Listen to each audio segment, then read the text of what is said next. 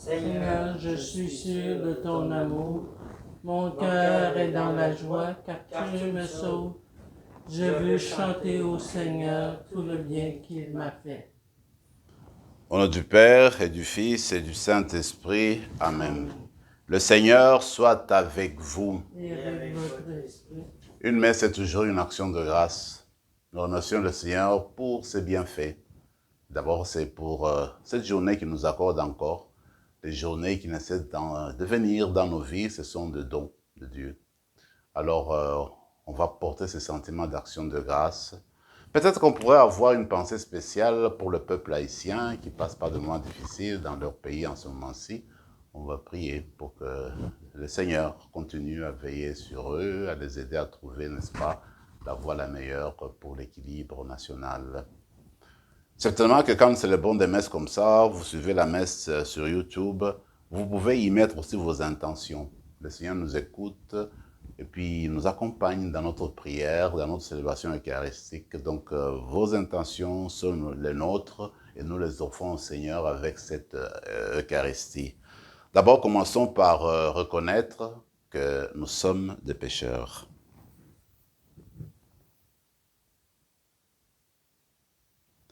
Je confesse à Dieu Tout-Puissant, je reconnais devant mes frères et sœurs que j'ai péché en pensée, en parole, par action et par omission.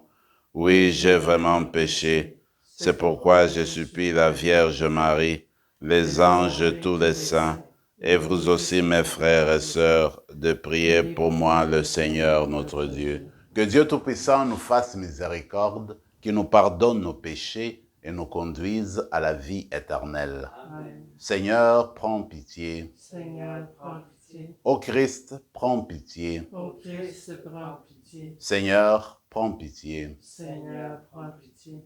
Prions le Seigneur.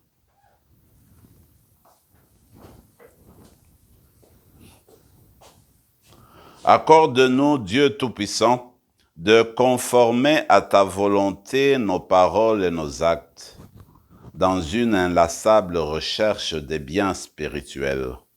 Par Jésus-Christ, ton Fils, notre Seigneur, qui règne avec toi et le Saint-Esprit, maintenant et pour les siècles des siècles. Amen.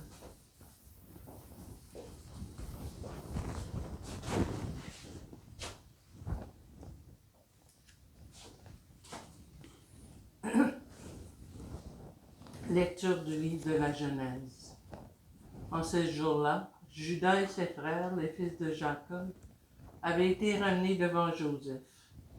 Judas s'approcha de lui et dit, « De grâce, mon Seigneur, permets que ton serviteur t'adresse une parole, sans que la colère de mon Seigneur s'enflamme contre ton serviteur, car tu es aussi grand que Pharaon. » Mon Seigneur avait demandé à ses serviteurs, « Avez-vous encore votre père ou un autre frère? » Et nous avons répondu à mon Seigneur, « Nous avons encore notre vieux père et un petit frère, l'enfant qu'il a eu dans sa vieillesse. Celui-ci avait un frère qui est mort, il reste donc le seul enfant de sa mère, et notre père l'aime. Alors tu as dit à tes serviteurs, amenez-le-moi, je veux m'occuper de lui. Si votre plus jeune frère ne revient pas avec vous, vous ne serez plus ennemis en ma présence. Donc, lorsque nous sommes retournés auprès de notre père, ton serviteur, nous lui avons rapporté les paroles de mon Seigneur. Et lorsque notre père a dit, repartez pour nous acheter un peu de nourriture, nous lui avons répondu, nous ne pourrons pas repartir si notre plus jeune frère n'est pas avec nous, car nous ne pourrons pas être admis en présence de cet homme si notre plus jeune frère n'est pas avec nous. Alors notre père, ton serviteur, nous a dit, vous savez bien que ma femme Rachel ne m'a donné que 2 fils. Le premier a disparu, sûrement une bête féroce l'aura mis en pièces, et je ne l'ai jamais revu. Si vous amenez encore celui-ci loin de moi, et qu'il lui arrive malheur, vous ferez descendre misérablement mes cheveux blancs au séjour des morts. Joseph ne put se contenir devant tous les gens de sa suite, et il s'écria, Faites sortir tout le monde.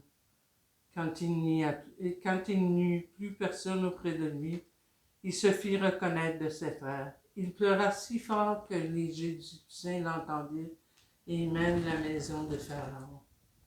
Il dit à ses frères, « Je suis Joseph. Est-ce que mon père vit encore? » Mais ses frères étaient incapables de lui répondre, tant ils étaient bouleversés de se trouver en face de lui. Alors Joseph dit à ses frères, « Approchez-vous de moi. » Ils s'approchèrent et il leur dit, « Je suis Joseph, votre frère, que vous avez vendu pour qu'il soit amené en Égypte. Mais maintenant ne vous affligez pas et ne soyez pas tourmentés de m'avoir vendu, car c'est pour vous conserver la vie que Dieu m'a envoyé ici avant vous. » Parole du Seigneur. Nous rendons grâce à Dieu. Souvenez-vous des merveilles que le Seigneur a faites. Souvenez-vous des merveilles que le Seigneur a faites. Dieu appela sur le pays la famine, le privant de toute ressource. Mais devant eux, il envoya un homme, Joseph, qui fut vendu comme un esclave. Souvenez-vous des merveilles que le Seigneur a faites. On lui met au pied des entraves, on lui passe des fers au cou. Il souffrait pour la parole du Seigneur jusqu'au jour où s'accomplit sa prédiction. Souvenez-vous des merveilles que le Seigneur a faites. Le roi ordonne qu'il soit relâché, le maître des peuples qu'il soit libéré. Il fait de lui le chef de sa maison, le maître de tous ses biens. Souvenez-vous des merveilles que le Seigneur a faites. Alléluia, Alléluia. Le règne de Dieu est tout proche. Convertissez-vous et croyez à l'Évangile. Alléluia.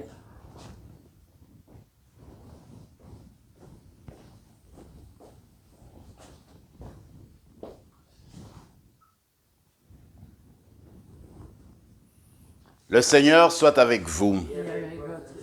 Évangile de Jésus-Christ selon saint Matthieu.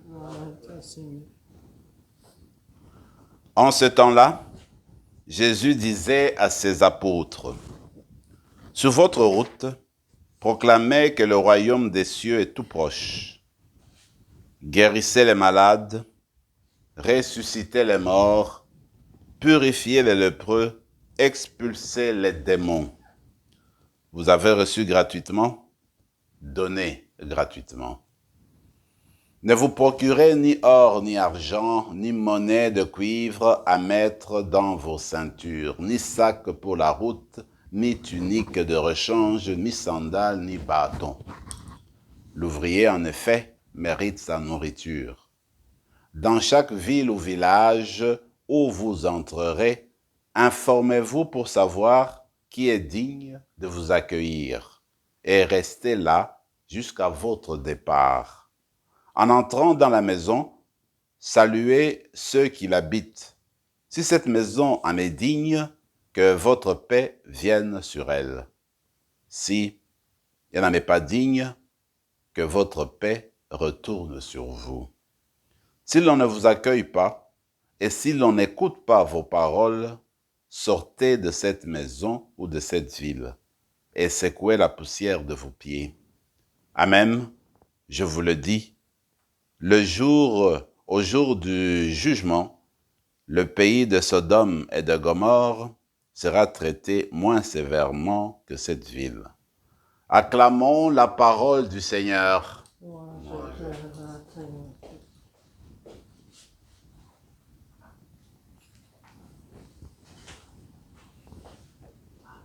La première lecture continue avec le récit de Joseph.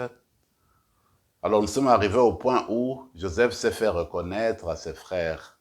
Mais il y a eu tout un drame, parce que quand il les a rencontrés pour la première fois, alors que ses frères ne savaient pas qu'ils étaient en face de Joseph, il leur a demandé de retourner au pays, et s'ils voulaient encore revenir prendre le blé, il faut qu'ils reviennent avec leur plus jeune frère, Benjamin, qui est en fait le frère de sang de Joseph, dans le sens qu'ils ont eu la même mère.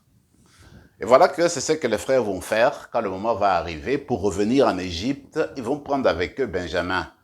Ah ben, leur père va beaucoup hésiter parce qu'il tenait beaucoup à son cadet, à son dernier enfant. Mais toujours est-il que ça, ils arrivent en Égypte, alors ils sont servis, ils reçoivent le blé, mais Joseph va simuler un vol. Alors il va faire glisser dans le sac de son jeune frère une coupe d'or. Les frères arrivent aux portes de la ville, ils sont arrêtés par le garde du pharaon. On les retourne chez Joseph, on les fouille, et voilà, on a trouvé la chose. Alors, en ce moment-là, Benjamin devait rester esclave en Égypte.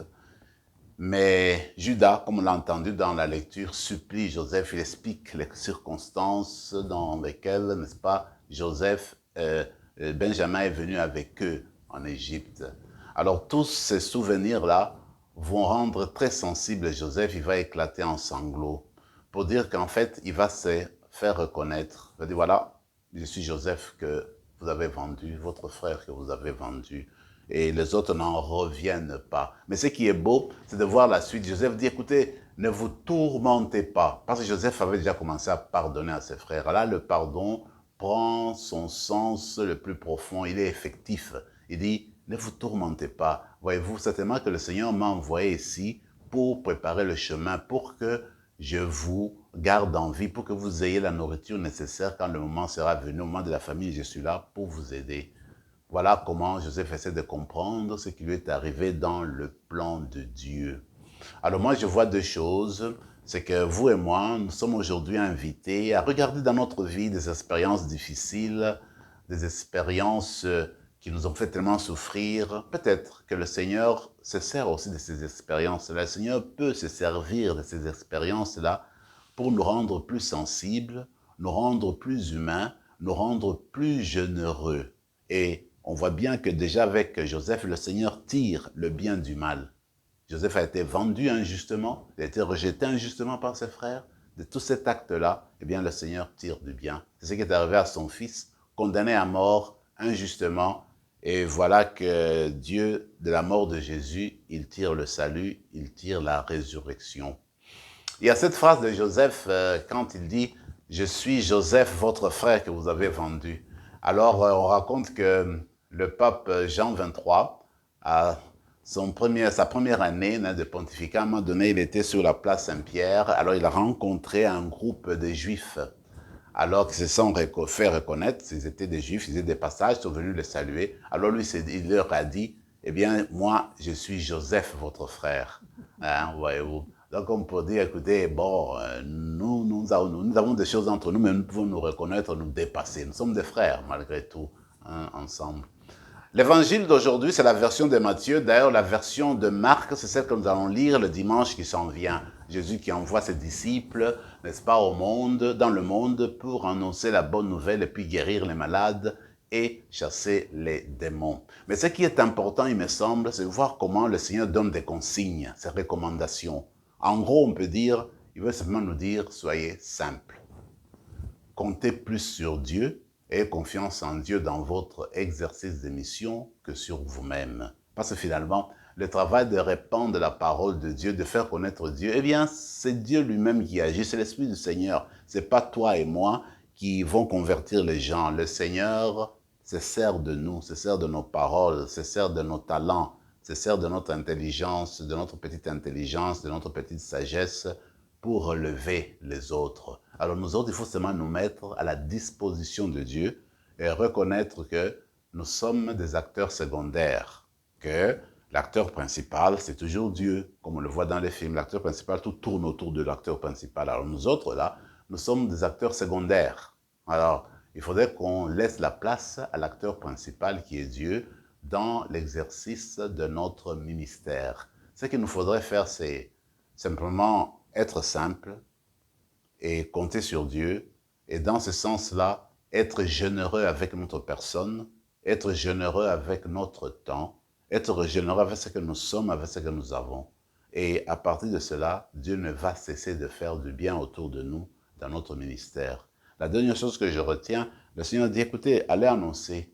Ceux qui vous accueillent, eh bien, entrez dans la maison, prenez le temps, faites connaissance et les choses avancent.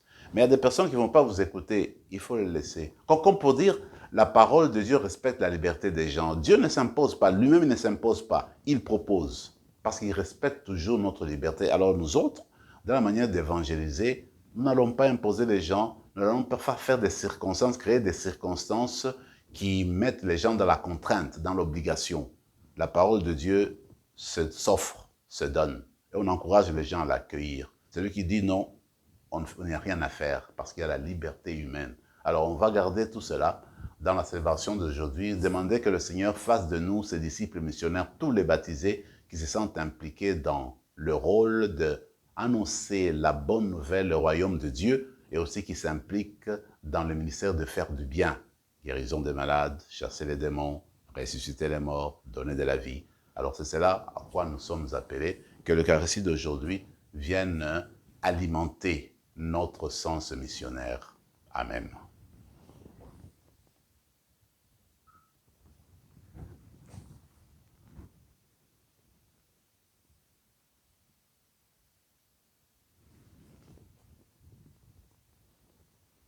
Tu es béni, Seigneur, Dieu de l'univers, toi qui nous donnes ce pain, fruit de la terre et du travail des hommes et des femmes.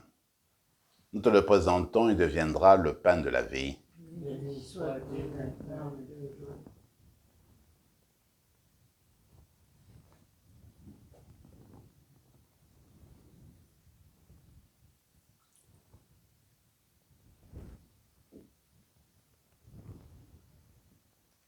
Comme cette sommet le vin pour le sacrement de l'Alliance, puissions-nous être unis à la divinité de celui qui a pris notre humanité.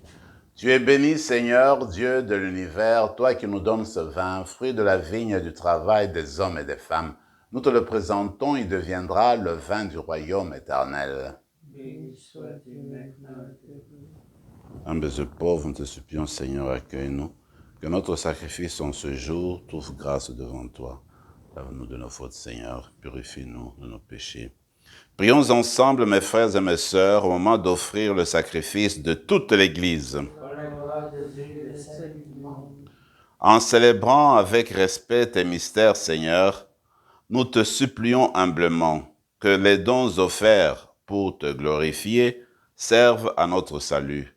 Par Jésus le Christ, notre Seigneur. Amen. Le Seigneur soit avec vous. Et avec votre esprit, Élevons notre cœur. nous le tournons vers le Seigneur. Rendons grâce au Seigneur notre Dieu. Cela est justement. Vraiment, il est juste et bon de te rendre gloire, de t'offrir notre action de grâce toujours et en tout lieu. À toi, Père très saint, Dieu éternel et tout-puissant. Dans ta bonté, tu as créé l'être humain. Et comme il avait mérité la condamnation, tu l'as racheté dans ta miséricorde par le Christ notre Seigneur. C'est par lui que les anges célèbrent ta grandeur, que les esprits bienheureux adorent ta gloire, que s'inclinent devant toi les puissances d'en haut et tressaillent d'une même allégresse les innombrables créatures des cieux. À leur hymne de louange, laisse-nous joindre nos voix pour chanter et proclamer. Saint, Saint, Saint, le Seigneur Dieu de l'univers, Le le ciel ciel et la terre sont remplis de ta gloire. Hosanna au plus haut des cieux. Béni soit celui qui vient au nom du Seigneur. Hosanna au plus haut des cieux. Toi qui es vraiment saint, toi qui es la source de toute sainteté, Seigneur, nous te prions. Sanctifie ces offrandes en répandant sur elles ton esprit, qu'elles deviennent pour nous le corps et le sang de Jésus, le Christ notre Seigneur. Au moment d'être livré et d'entrer librement dans sa passion, il prit le pain. Il rendit grâce, il le rompit et le donna à ses disciples en disant « Prenez et mangez-en tous, ceci est mon corps livré pour vous. »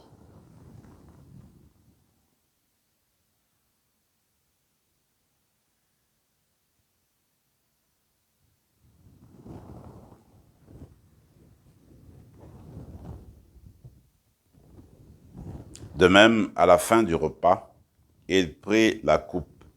De nouveau, il rendit grâce et la donna à ses disciples en disant « Prenez et buvez-en tous, car ceci est la coupe de mon sang, le sang de l'alliance nouvelle et éternelle, qui sera versé pour vous et pour la multitude en rémission des péchés.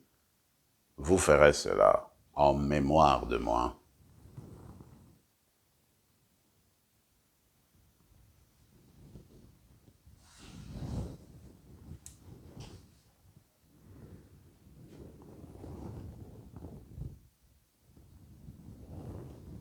Proclamons le mystère de la foi.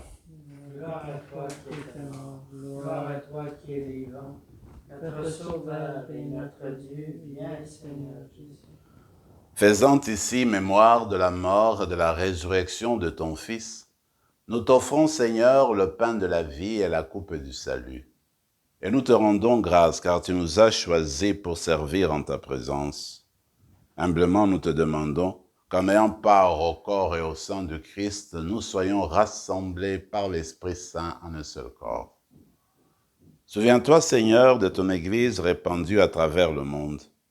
Fais-la grandir dans ta charité avec le pape François, notre évêque Marcel et tous ceux qui ont la charge de ton peuple. Souviens-toi aussi de nos frères et sœurs qui se sont endormis dans l'espérance de la résurrection et de tous les hommes, de toutes les femmes qui ont quitté cette vie. Reçois-les dans ta lumière auprès de toi. Sur nous tous, enfin, nous implorons ta bonté. Permets qu'avec la Vierge Marie, la bienheureuse Mère de Dieu, avec Saint Joseph, son époux, avec les apôtres, Saint Rémy et les saints de tous les temps qui ont vécu dans ton amitié, nous ayons part à la vie éternelle et que nous chantions ta louange par Jésus-Christ, ton Fils bien-aimé. Par lui, avec lui et en lui, à toi, Dieu le Père Tout-Puissant, dans l'unité du Saint-Esprit, tout honneur et toute gloire pour les siècles des siècles. Amen. Comme nous l'avons appris du Sauveur, et selon son commandement, nous osons dire, Notre Père qui es aux cieux, que ton nom soit sanctifié, que ton règne vienne, que ta volonté soit faite sur la terre comme au ciel. Donne-nous aujourd'hui notre pain de ce jour. Pardonne nos offenses comme nous pardonnons aussi à ceux qui nous ont offensés. Et ne nous laisse pas entrer en tentation, mais délivre-nous du mal. Délivre-nous de tout mal, Seigneur, et donne la paix à notre temps. Par ta miséricorde, libère-nous du péché. Rassure-nous devant les épreuves en cette vie où nous espérons le bonheur que tu promets et l'avènement de Jésus-Christ, notre Sauveur. Car c'est à toi qu'appartiennent le règne, la puissance et la gloire, pour les siècles des siècles. Seigneur Jésus-Christ, tu as dit à tes apôtres, je vous laisse la paix, je vous donne ma paix.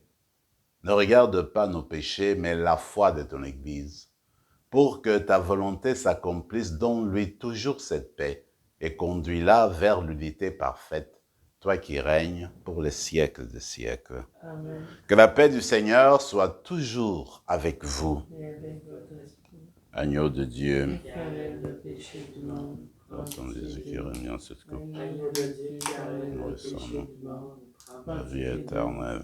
Agneau de Dieu qui enlève le péché du monde, donne-nous la paix. Seigneur Jésus-Christ, que cette communion à ton corps et à ton sang n'entraîne pour nous ni jugement ni condamnation, mais qu'elle soutienne notre esprit et notre corps et nous donne la guérison. Heureux les invités au repas du Seigneur, voici celui qui nous envoie en mission. Il est l'agneau de Dieu qui enlève le péché du monde. Seigneur, je ne suis pas digne de te recevoir, mais dis seulement une parole et je serai guéri. Que le corps et le sang du Christ nous gardent pour la vie éternelle.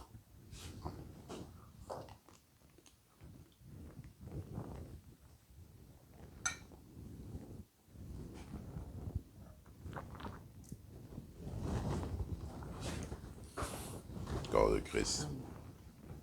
Le corps de Christ.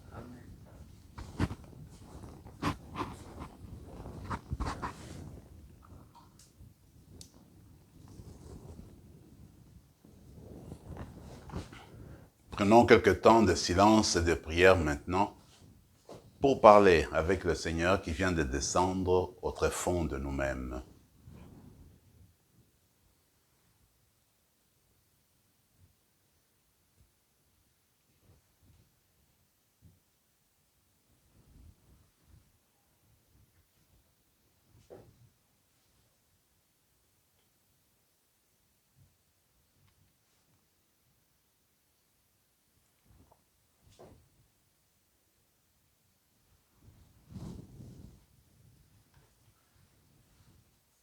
De toute De mon mon âme, âme, Seigneur, je rends de grâce en proclamant tes innombrables merveilles.